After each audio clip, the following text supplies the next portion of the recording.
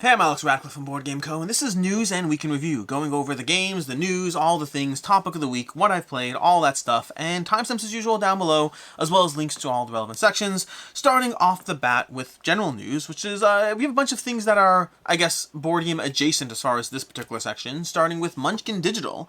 We have Munchkin Digital put out by Direwolf Games. They announced Munchkin Digital is now available, or planned, not now available, I lied, planned release date kicking open the door this fall, so if you wanted Munchkin from Direwolf Games, that's an option over here.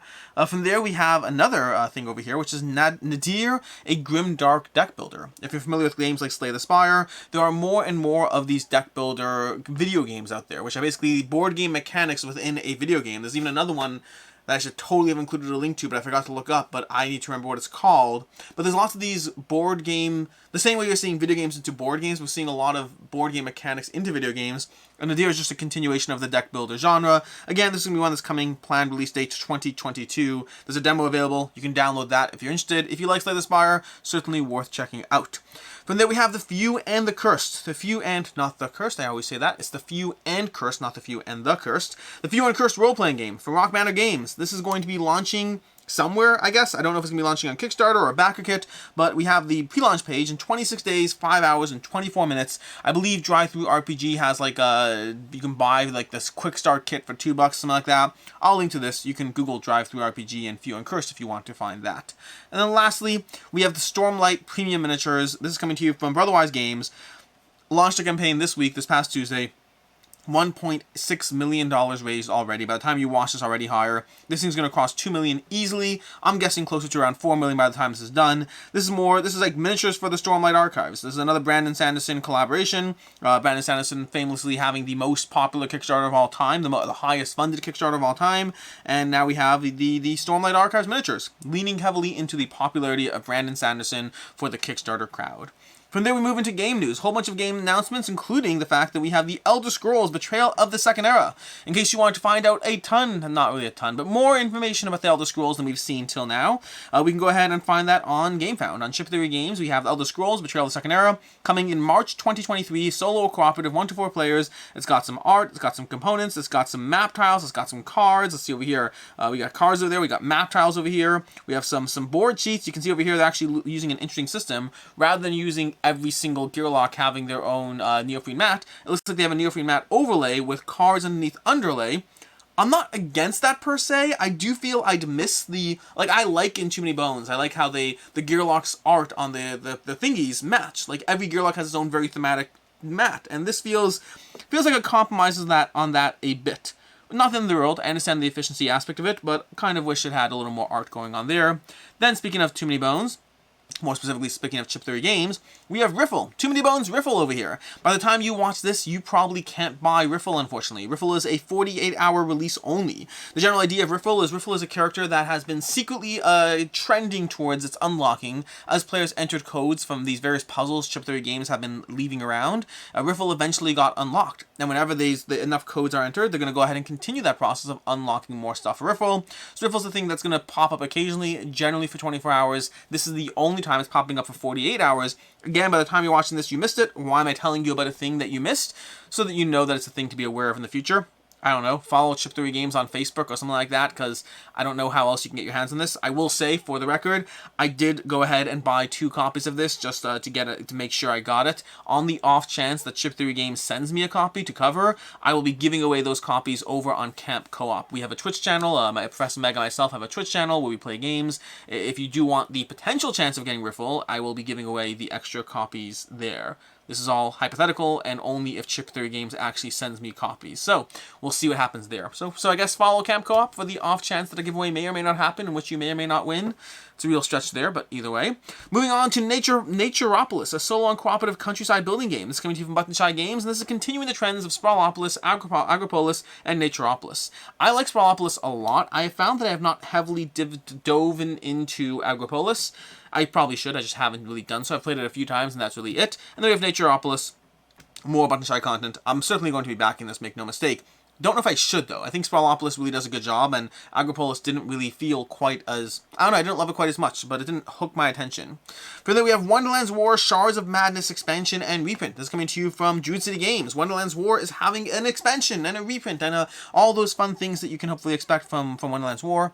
I actually finally got to play Wonderlands War for the first time. Really enjoyed it. I'll be diving into it more and hopefully having review content before this is up. But I will say, overall, I definitely enjoyed this in case you're looking for another opinion there. It does run a little long for the experience. That's the caveat. One of the reasons I want to play it more is I want to see where it falls once you're playing with the same people multiple plays in. But overall, thoroughly enjoyed Wonderlands War and very excited for more content for it. Then we have Set a Watch Forsaken Isles, another thing from Rock Banner Games. You have Get Ready for Set a Watch Forsaken Isles. This is the third set of Set a Watch. Set a Watch, this is a solo or cooperative experience, 1 to 4 players, in which you're trying to basically survive the night at campfires. Forsaken Isles is going to be the third installment in that series. Then we have Smitten from Stormlight Games. Smitten is a cooperative microgame for 1 to 2 players designed and published in celebration of Stormlight Games' 10th anniversary. You're going to be working cooperatively with limited information to basically come up with the same pattern in your grid. Intriguing concept, inspired by comic books from that he read as a kid. Intriguing concept, great art from Vincent Trait. Obviously, I'll be paying attention to it. We'll find out more about that later on than there. Then we have Between Two Cities Essential Edition, another Stormlight Games announcement. Basically, they had a bunch of announcements for the 10th anniversary, and Between Two Cities Essential Edition was one of those announcements as well. So we'll be having the 30-minute tile drafting game for 1 to 7 players coming from Stormlight Games. I actually haven't played Between Two Cities. I've played Between Two Castles of Mad King Ludwig. Enjoyed it. Overall, it's one that didn't actually last in my collection, but I do very much enjoy it. I am curious about Between Two Cities. We'll find out. I expect to like it similarly. We'll see. Then this one's actually from July, but I only saw it now, which is King of Monster Island, which from Yellow Games. Like, you know, King of Tokyo and King of New York. We have King of Monster Island over here, which is apparently a thing. That's going to be a cooperative version of King of New York, which I don't know if that's quite as appealing. I think the whole appeal of King of New York was knocking people out and smashing them in the face with your power-ups and upgrades. I'm certainly not averse to trying this, not in the slightest, but I don't know if it'll hold the same charm as King of Tokyo did. Then we have Beer and Bread from Scott Alms and from Capstone Games. And Pegasus Spiel. Wait, now I'm confused. It says Pegasus Spiel on this page. The one I saw is from Capstone Games. Oh, there's another one. Capstone Games. See? We got both. We got Capstone Games and Pegasus Spiel, so I guess both, maybe, depending on where you are. But Beer and Bread, a 2-player game of gathering resources and alternating rounds. I'm a little... The description of this is intriguing, if I can go back to it. It's a multi-use card game for 2 players. Clever structure of alternating rounds puts a fascinating twist on player interaction, card drafting, and resource management. That sounds intriguing. Offhand, that sounds intriguing. Will it be intriguing? No idea. We'll find out. Then we have Roll to the Top, Pollen, and Beak Top. This is coming to you from BoardGameTables. They have their newest expansion, trifecta of Kickstarter games coming. Roll to the Top, Pollen, and Beak Top. And we'll talk more about that when they come out in Fall 22. But I'll have a link to all these things down below. So any of these things that you saw over here, there'll be links to all of that down below. I'm going to go ahead and close this up over here. And let's go ahead to the topic of the week.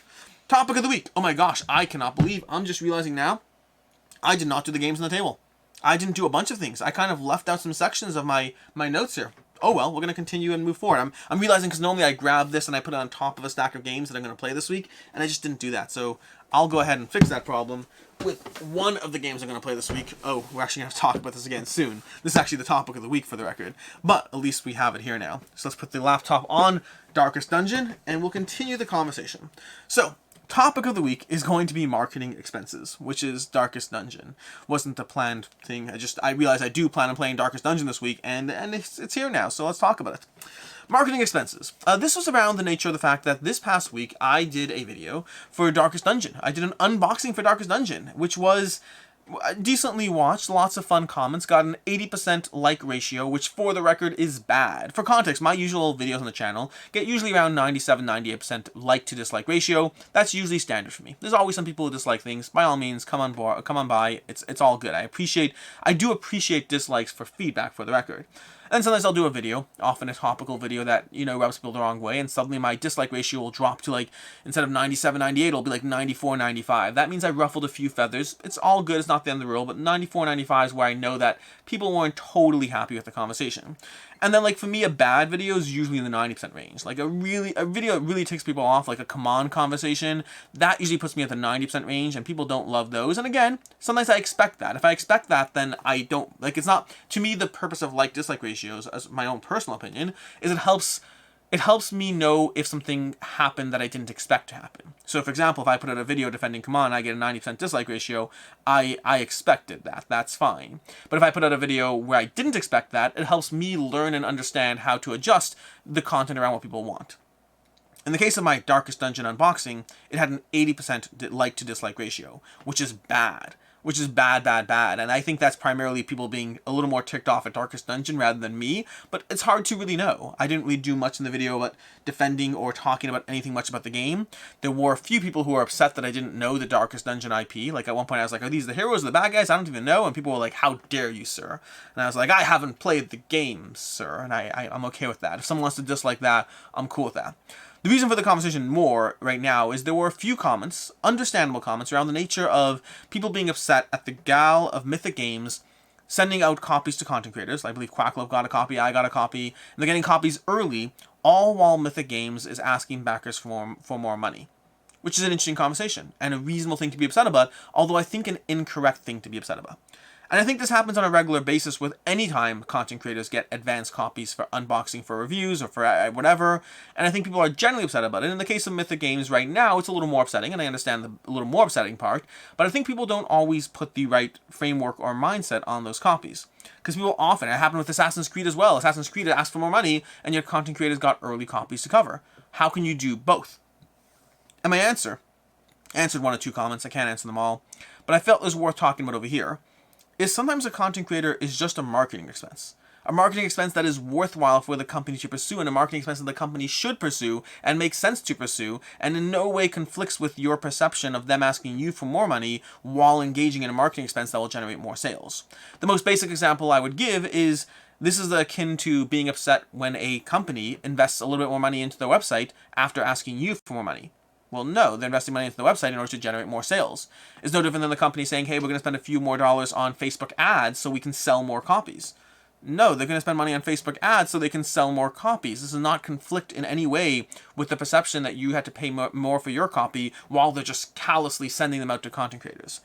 At the end of the day, sometimes a content creator is a marketing expense. Sometimes they are a risk. If you're reviewing games, it's a risk. I mean, I've covered Mythic Games before. I've loved some of them, and I've not been such a fan of others.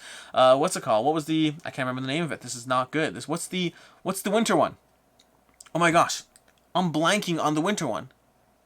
Oh my gosh. What is it? Now it's going to bother me. I'm sorry. I got to pull this up. I'm just completely blanking on Mythic Games over here. But you have games like, you have I've thoroughly enjoyed, I don't know, what have I enjoyed from Mythic Games? I thoroughly enjoyed Super Fantasy Brawl. Love that game. Liked Six Siege a lot. I was only okay. I liked the monster fighting one without absolutely adoring it. I was intrigued by it and I want to see more. Then we have, what is the one that I can't remember? Jeez. Oh my lord, this is going to bother me. It's going to bother me so much. Let's go. Anastasia, I really enjoyed. That was fun.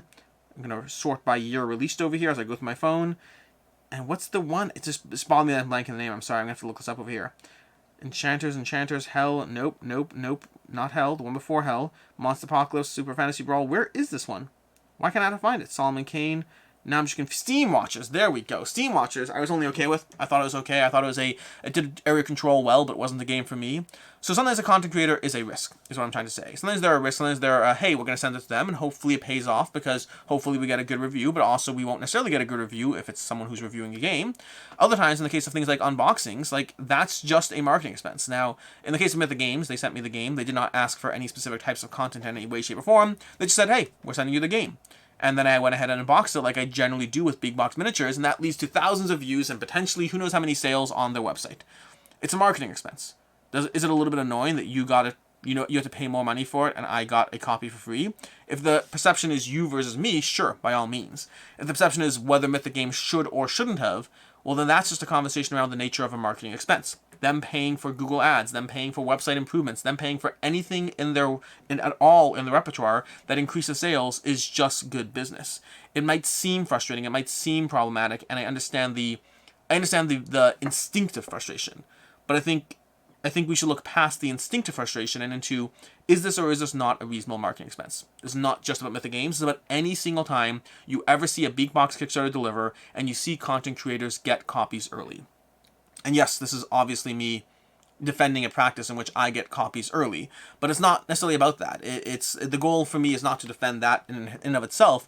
It's just that I always see that kind of sense of frustration around this, and I think people I think people aren't always looking at it as from the stance of it's just a way for them to get more eyes on their product, get earlier eyes on their product, and to continue keeping the life cycle and thus the company and the brand and all the things alive. I think it's good business that runs the risk of ruffling a few feathers, and there's two mindsets there. The first is you shouldn't do the thing that will ruffle feathers, but I'm more of the mindset that it shouldn't ruffle feathers, and yeah, that's why I want to talk about the top of the week, because it's a marketing expense. That's all I want to talk about. Yeah. Anyways, moving on to week in review. Starting off with what I played. Going to my app over here where I have most of my plays logged. Not all of them are logged yet, but let's see what I got over here. We have the following. So if I go back over here, we have a whole bunch of games played. We have, starting off with, let's start off from over here. We have a whole bunch of Codenames games played. Played Codenames Online, got a bunch of those games played. Dove into Hanmakoji Geisha's Road. I'll be covering that more at some point, but Geisha's Road is basically more Hanmakoji. Really enjoyed it. Played Songbirds. Songbirds is fun. Not overly amazing, but I enjoyed it. It was fun. I played the Snallygaster Situation from Renegade Games. That is based on the Kids on Bikes RPG or whatnot. I enjoyed the Snallygaster Situation. Didn't hit out of the park for me, but I enjoyed it. We have Moonshine Empire, which I enjoyed but did not hit out of the park. We have Talisman. Finally played Talisman for the first time. I enjoyed that as well. But again, I enjoyed it very much with the caveat that it's rolling right to the nth degree. And I'm realizing a lot of these games, so I played... I'm realizing I'm not going to cover a bunch of the games I played because they're all getting a dedicated video, actually. A bunch of these over here are getting a dedicated video about me going to this, so I'm going to skip them. I played Lacrimosa from Nadir Games. We'll have a review coming around that, so I'll talk more about that, but there will be a review. I'll spoil the fact that it's a very positive review. I enjoyed Lacrimosa. We have The Hunger. Again, from Renegade Games. I played The Hunger. I enjoyed The Hunger. We'll have more review content on that as well. We have Valeria, and to be clear, I enjoyed The Hunger. I didn't love The Hunger. I like the concept of it, but it also bogs down your deck quickly. We'll talk more about it. We have Valeria Card Kingdoms. I dove into that solo, diving into Valeria Card Kingdoms. Really enjoyed that one. Not solo. Co-op, sorry. I played the Darksworn game, so I played a co-op again. I've played it before. This is my second time diving into the co-op. I think I prefer Valeria competitive, but I do enjoy it cooperatively as well. And I still have to get further into the progression to really develop an opinion. We have Draft and Write Records. I'll have more content to this, but I really enjoyed it. Draft and Write Records very much hits that Ganshun Clever vibe of just boxes, checking boxes, and scaling everything else. But it's with drafting. It's a drafting roll and write, or it's a drafting flip and write. It's a draft and write. Verb and verb. That's the term. I heard someone say verb and verb games. Roll and write, draft and flip, roll and draw, whatever you want to call it. All that aspect, but Draft and Write Records, really enjoyed that one. I got some more plays of Draft and Write Records in. I got a play of, I'm trying to remember what I didn't log over here. I got a play of... Sorry for the cut there. I realized I said I played something that's not supposed to be public yet, so I played something that's not supposed to be public yet. I played Wonderlands War. I dove into Wonderlands War as well for the first time. Like I said already, enjoyed it. I'll be playing it more and then having content in it. And then I played Acquire. I played Acquire as well. Acquire is a solid game that I dove back into because I'll be talking about it at WSBG, at the World Series of Board Gaming. I'll be covering that game when it's played, and so I felt that I haven't played Acquire in years, and it's probably good to dive back into it to get my feet wet again on the experience. So that is everything I have over there. Which brings us to the Week in Review. The Week in Review starting off with Saturday. Saturday I reviewed Warhammer Quest Lost Relics from Games Workshop. Gave that one a 3.5 out of 5, and even that rating comes with a giant caveat that the actual gameplay I think is probably a 4 for me. I enjoy the gameplay in terms of the overall puzzle it gives you. The problem is I didn't enjoy the fact that it felt like the game was broken. Like, I reread the rulebook 3 times to make sure I'm not missing anything, but the way we were playing the game, you can basically rush the end game every single time. Each scenario you can, in most scenarios, I didn't play all of them, but all the scenarios I played, you can just rush the end game and skip any pretense of actually playing. And I didn't see any rule that would stop me from doing that, so I'm going to give Warhammer Quest Lost Relics a 3.5, which is dinging it half a point for gameplay, and even the 3.5 is broken. If you're willing to play it more thematically and not rush the endgame, it's a great game. If you're going to rush the endgame, then it's going to ruin the experience for you, which it kind of did for me. So it's a 3.5 with an asterisk around what that rating means. Later on Saturday, we had Age of Inventors. Age of Inventors, I gave it a 3.5 as well. Overall, enjoyed it. It is a tableau building puzzle with tight resource management on Kickstarter at the moment. Later on Sunday we had, again, a video title that had an obnoxious title. It was like, yes, that miniature cost 19 cents to make, and yes, they should charge you $5 for it. Basically, there's a conversation around the nature of cost of goods, around how companies run, how they're structured, the actual costs that go into a company. Here and there you see videos where like, hey, these miniatures cost 11 cents and they have the nerve to charge you $11 for the box of miniatures. Yes, that makes sense. That's how business works. There's margins, there's cost of goods, there's lost leaders, there's all these conversations around how businesses actually function, and I think people don't give them I think people don't fully always understand that. If a product costs 11 cents to make and they charge $10 for it, there's almost always a reason. Decide if it's worth it or not on your own. That's absolutely fair. But the whole aspect that the cost of goods should inherently translate into the cost for you is a flawed perception in my opinion. On Monday we had a video to back or not to back, generally going back over our regular crowdfunding experiences. Lots of games I'm backing again. I'm backing Forsaken, Rise and Fall, Quad Heroes, and many, many more. After a solid few months in a row now where I've only been backing a game or two per month, not game or two, but 3 or 4 games per month, I'm going back this month to a whole lot of games backed. September is going to be very hard on my wallet. I will make do. Tuesday was a review for a few things. We had a review for the Loop and the expansion, the Rise of Fozilla. Gave that a 4.5 out of 5. I adore the Loop, one of my new favorite cooperative games.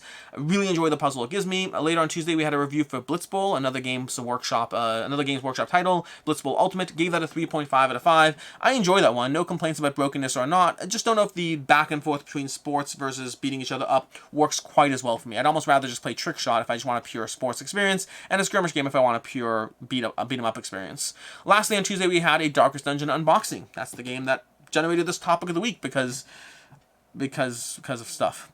Then on Wednesday we had a top 10 games that used to be a big deal. This is a video I did together with Professor Meg. It was a video going over games that at one point or another were just a big deal. A commenter actually replied, like a good example of one of these that I missed is Time Stories. When Time Stories first came out, everyone wanted their hands on that copy. No one could stop. Like, you could not get your hands on the copy. It was the latest hotness. Everyone wanted it. And we were going over other titles that have kind of hit that for us. Titles that over time, in different ways, have at some point or another just been super popular and then kind of moved from super popular to just existing and or not being popular at all. Titles like Mice and Mystics. Titles like, I don't even know, I have to go watch the video to see what else is there. But a bunch of titles that at some point or another were super big deals and now just exist. On Thursday, I'm not 100% sure what's going up because of the nature of, well, time and wibbly wobbliness. But on Thursday, I believe we have the History of Alex Part 3. Basically, me just going through, I've done 2 videos on this already, just going over the backdrop of my story, of how I started, what I've done, all these things. And I think right now it's going to be a 4-part series right now. Obviously, as time goes on, maybe that evolves. But Part 3 went up on Thursday, probably, and Part 4 will eventually go up a few weeks down the road. I've been pacing these out pretty slowly. And then later on Thursday, we have a gameplay for Dune Imperium, plus the Rise of Ix expansion, a gameplay diving into that if you want to check that out. And then Friday was Game a Day for August, the Game a Day challenge I'm doing for August. Basically, for those who don't know, for the entire year, I'm doing a Game a Day challenge, playing a new game every single day. New game does count new expansions if I want to do that, but basically something new to me. So in other words, I have to play a game that is new to me. When I play Darkest Dungeon, which I haven't played, that counts. When I play Project Elite, which I haven't played this year, but I have played, that does not count. And so I've been doing that, and Friday's video is me going over the games a day, the new games to me for August of 2022. Which brings us to the upcoming week, which I forgot to look at any of the things, so I'm not going to be able to do that. Again, I told you, I kind of forgot to actually take some of the notes for my normal week in review. So as far as what's coming up next week, there'll be a 2-back or not 2-back. I'm 99% sure of that. Not 100% sure, 99% sure. There'll be other videos going up next week that I totally don't remember. I think on Sunday I'm doing 10 questions with Devin, maybe. I need to timestamp that first, but hopefully that's going up. So we'll see. We'll see what happens as far as what goes up next week. And then as far as games on the table, which is just Darkest Dungeon, the games I'm hoping to table this week, I don't have firm answers because I forgot to actually grab them off the shelf like I usually do. But I definitely plan on diving into Darkest Dungeon. That's absolutely been on my radar. I plan on diving into Warcrow from Corvus Belli. That's an upcoming Kickstarter. I did middle of the rules of that. We'll be hopefully playing that. I also hope to play Dune if things go well. So if things go well, I hope to be playing Dune on TTS. Let's pretend that's why it's not on the table because I couldn't put Dune on the table. Hopefully if things go really well, I'll do a filmed gameplay of Dune, so you can have that. We'll see how that plays out. In any case, and until next time, I'm Alex Radcliffe from BoardGameCo. Hope you enjoyed this video, and as always, I hope you have a good one.